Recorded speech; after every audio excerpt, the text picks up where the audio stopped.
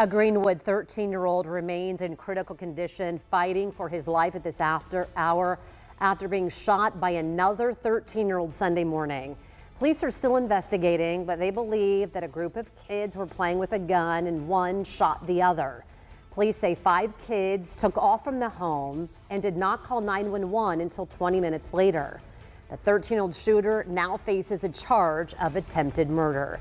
One of the biggest pieces of this case right now is that we now know the parents were home and sleeping when this happened. Attorney and gun expert Guy Relford joins us now to talk more about this case because we've been flooded with questions. Good to have you back on the show. Well, always a pleasure to be here. Yeah, absolutely. Parents want to know and viewers want to know in cases like this one or this one.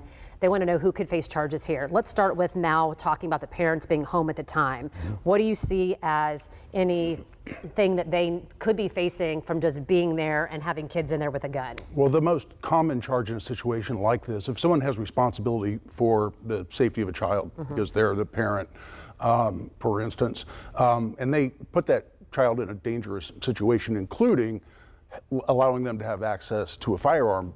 Often here in central Indiana, you'll see charges for neglect of a dependent as to the parent of the child who had that responsibility.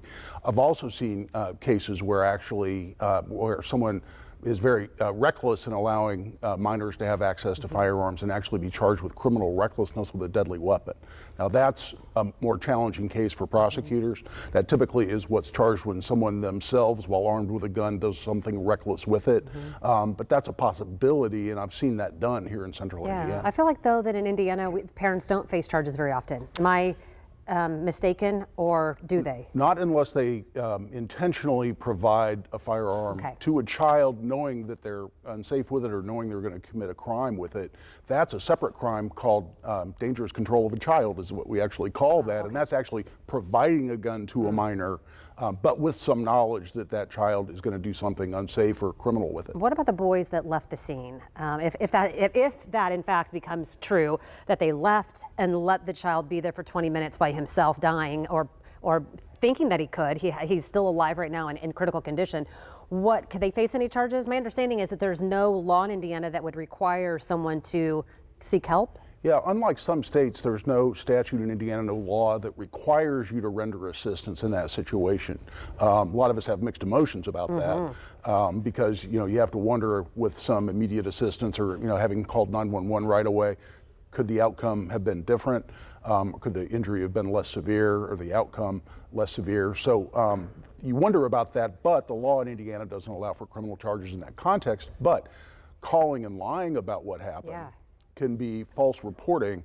It could also reach a level of actual obstruction of justice if it sends the police off in a direction, it hinders the investigation in a way, and they did that intentionally. That could be a separate charge as well.